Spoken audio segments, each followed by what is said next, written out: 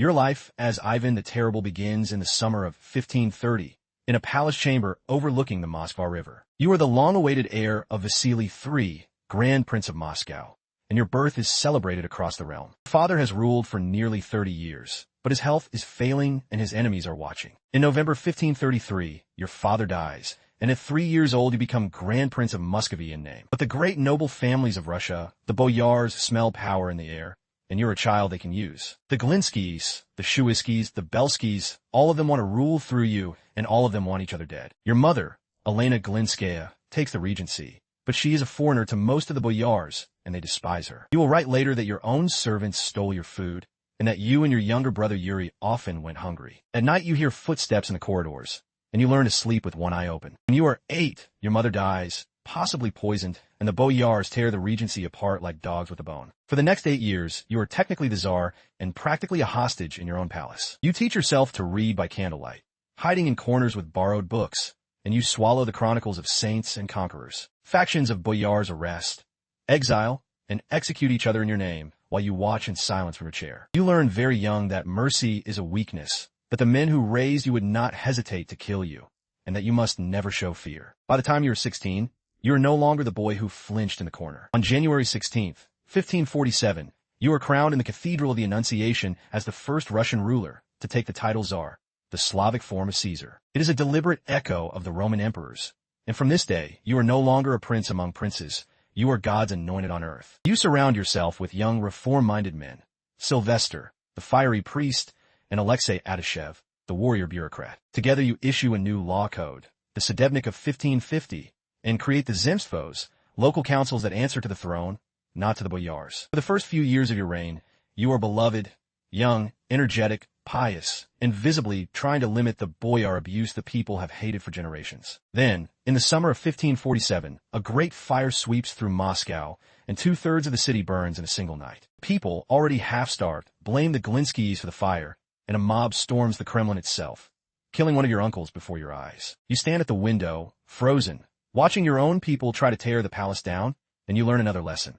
A Tsar is only safe if the army is on his side. In the autumn of 1552, you march on Kazan, the last great Tatar Khanate on the Volga, with an army of around 150,000 men and 100 siege guns. You build siege towers taller than the walls. You dig tunnels under the citadel, and on October 2nd the city falls. For the first time in 3 centuries, the entire Volga trade route belongs to Moscow, and Russia is no longer a tributary of the steppe. You commission the Cathedral of the Intercession of the Virgin on the Moat, today known as St. Basil's, to mark the fall of Kazan, and every year, more foreign envoys call you Caesar. In March 1553, you fall gravely ill, possibly with a stroke, and you're 23 years old and terrified you will die before your son is old enough to rule. You summon the boyars and force them to swear an oath to your infant son Dmitri, and several of them hesitate. You recover, but you never forget that hesitation, and you begin keeping a private notebook of names. In 1558, you open a new front, the Livonian War, a quarter-century campaign to reach the Baltic Sea and its ports. In 1560, your first wife, Anastasia, the woman you loved and trusted, dies, and you are certain the boyars poisoned her. You break with Sylvester and Adashev, exile them, and the circle of young reformers is shattered. In December 1564, you ride out of Moscow with a small retinue, taking the treasury and the royal regalia, and announce that you have abdicated. You retreat to the fortified village of Alexandrov Sloboda, and from there you send Moscow 2 letters that change the country forever. The first letter accuses the boyars and the clergy of treason. The second offers to return, but only if you are given absolute power over a part of the realm. Moscow begs you to come back, and in February 1565 you establish the Oprichnina, your own private kingdom carved out of the rest of Russia. The Oprichnina includes Moscow itself and the best lands, while the rest of the country, the Zemshchina, is ruled by a boyar council you no longer trust. You raise a personal army of 1,000 men, all dressed in black, riding black horses, each carrying a broom and a severed dog's head on a broomstick. The dog's head is to bite the Tsar's enemies. The broom is to sweep them out of the land. For the next 7 years, the Oprichnina rolls across Russia like a black tide, confiscating, torturing, and executing anyone suspected of disloyalty. You personally attend mass executions in Red Square, sitting on a red velvet cushion, sometimes counting the deaths aloud. In the winter of 1570, you march on Novgorod, the great northern trading city, convinced it is plotting to hand Russia over to Lithuania and Poland. 4 or 5 weeks your men sack the city, drowning hundreds in the Fokov River and roasting monks alive in their own monasteries. Modern estimates put the Novgorod massacre at somewhere between 10 and 15,000 dead, and the spring ice carried the bodies all the way to Lake Ladoga. You live in growing terror of poison and assassination. Every dish is tasted, every servant watched, every room searched before you enter. You have a special carriage built with iron shutters, double walls, and a trapdoor in the floor, so you can drop into a hidden sledge and escape through the snow. In 1571, the Crimean Khan Devlet Ijiri outflanks your southern armies and burns the suburbs of Moscow itself. The first time a foreign army has reached your capital in living memory. You flee the capital, and in your rage you execute several of your own Oprichnina commanders for failing to stop the raid. You rebuild the southern frontier with a chain of fortified towns called the Belgorod Line, and you commission a permanent Streltsy Corps of musket-armed infantry in Moscow. In 1579, the Livonian War turns against you.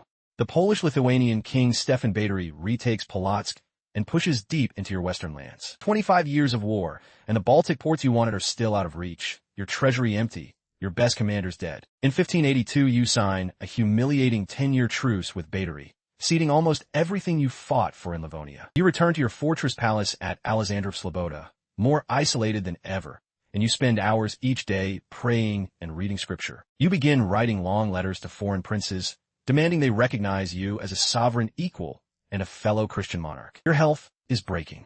Your legs swell with dropsy, your back hunches, and you can barely walk without a staff. Your eldest surviving son, also named Ivan, has grown into a serious young man, and you sometimes play chess with him for hours in silence. In November 1581, your daughter-in-law, the young wife of your son, comes to you in a rage about something she is wearing. You strike her with your staff, and she is pregnant, and the blow kills the child she is carrying. Your son, Ivan, rushes in to confront you.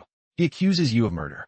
The argument spirals out of control. You strike your son in the temple with the point of your staff, and he dies bleeding in your arms. You weep for days, you cannot eat, and you carry your son's body to the church yourself. You write to the monasteries begging them to pray for the soul of the man your son called his murderer, meaning you. You have one surviving legitimate heir, your weak and gentle son Fifer, and a baby boy Dmitri, born to your last wife Maria Nagaya. You send baby Dmitri away to the up-punished town of Uglich, under the care of boyars you do not quite trust, and the child will die there in 1591, officially of epilepsy, really of rumors that never die. You leave Moscow for good in 1581, retreating to your fortress palace at Alexandrov Sloboda, 60 miles to the north. At Sloboda, you have merged the court and the monastery.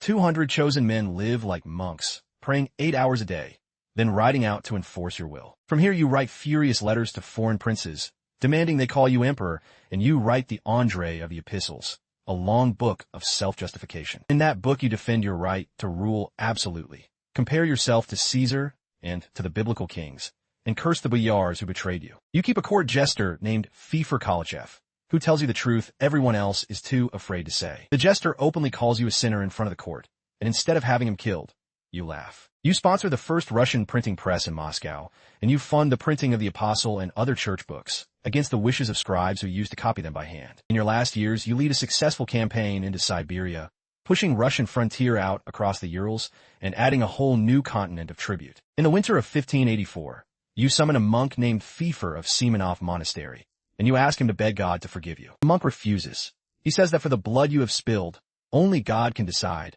and God will not be mocked. You do not find peace in the answer, but you take the schema of a monk anyway, and you prepare to die in black robes instead of royal ones. You name your weak son Fifer as your heir, and you send the baby Dmitri away to Uglich, hoping the boy will be safer far from Moscow. On the morning of March 18th, 1584, in your bathhouse in Moscow, you die at the age of 53. Some chronicles say you died in the arms of a healer, others that you were playing chess, others that you were singing psalms to yourself. You are buried in the Archangel Cathedral of the Kremlin, dressed in the monk's robe you asked for, beside your son Ivan, the one you killed. Your son Fifer inherits the throne, but he is devout, weak, and uninterested in power, and the real rule passes to his brother-in-law, Boris Godunov. After Fifer dies, childless in 1598, the Rurikid dynasty you belong to ends, and Russia falls into the time of troubles, famine, civil war, foreign invasion. It takes 15 years of ruin before a new dynasty, the Romanovs, takes the throne in 1613, with a boyar named Michael Romanov crowned as the new Tsar. By the time Peter the Great builds a new capital a century later,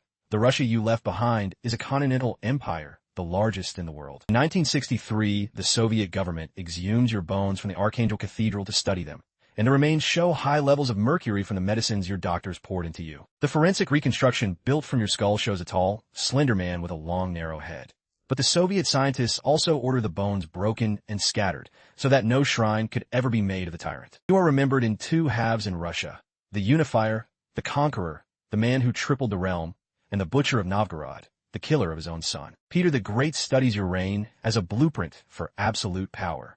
So do later rulers in Russia and far beyond. You are the first Tsar of Russia, the man who took the title Caesar and the man who turned his own country into a charnel house. You united Russia, opened it to the east and the west, and built a state that would outlast every dynasty that came after you. You also left behind a country that was scared of its own ruler, a system of terror that would echo through Russian history for centuries. Stalin, half a millennium later, would study your Oprichnina carefully. So would the modern Russian state in different ways. You died in a bathhouse, alone, in the dark, and within hours the boyars were already whispering about the new order. You had spent your whole life playing games of power, and in the end the only one left to play with was death. The monk who refused to forgive you sang psalms over your body for 3 days, but you never heard him. You wanted to be remembered as a conqueror. Instead, you are remembered as the man who conquered his own people and could not conquer his own grief. You had asked Russia to call you Caesar on earth, and Russia still does, but it remembers both the throne and the blood. Every Tsar of Russia who came after you lived in the long shadow of the question you left behind. How do you rule a country of millions without becoming the monster they fear you to be? You never answered that, and neither did they. You lived 53 years. You ruled 47 of them. You changed the map of Eurasia. You killed your own son. You built an empire and you broke yourself doing it, and the story of Russia is still, in some way, the long echo of your reign. Even your handwriting grew cramped and twitchy in the last years, and the people who handled your documents noticed. By 1584, you were so paranoid that you would not let a doctor touch you, without an armed guard watching his every move. You were convinced that someone in your own court was going to kill you, and you were probably right. On the morning of March 18th, 1584, in your bathhouse, you die, and the chronicles disagree on almost every detail of the last hour. You are dressed in the monk's robe you took, not in royal purple, and your body is laid out in the Archangel Cathedral for the nobles to view. The funeral lasts 6 weeks, with daily processions and prayers, and your body is finally entombed beside your murdered son Ivan and your ancestors. Within hours of your death, the boyars of the Zemshina are already arguing about how to grab power, and the country is about to fall apart. Your son Fifer takes the throne, but he is gentle, deeply religious, and incapable of holding the state together. So the real power slides to his brother-in-law Boris Godunov. The time of troubles that follows your death brings famine, civil war, a Polish invasion, and years of false claimants to the throne. Centuries later, in 1963, the Soviet state exhumes your bones from the Archangel Cathedral to study them, and forensic experts find high levels of mercury in the remains, the residue of the medicines your doctors gave you. The Soviet scientists also order your bones broken with a hammer and scattered, so no shrine could ever be raised to the tyrant, and the fragments were quietly lost in the years that followed. Russian historians are still divided on you. Some see the unifier and the lawgiver, others see only the butcher, and most see both at once. In the end, you were the first and only Tsar to die with no peace of his own, and the country you built was both stronger and more frightened for having had you. You lived 53 years. You ruled for 47 of them. You changed the map of Eurasia. You killed your own son. You built an empire and you broke yourself doing it, and the story of Russia is still, in some way, the long echo of your reign. That is the life of Ivan the Terrible, the first Tsar of all the Russias. If you want more cinematic history like this, subscribe and tap the bell, and tell me in the comments whose life you want to live next. Thanks for watching.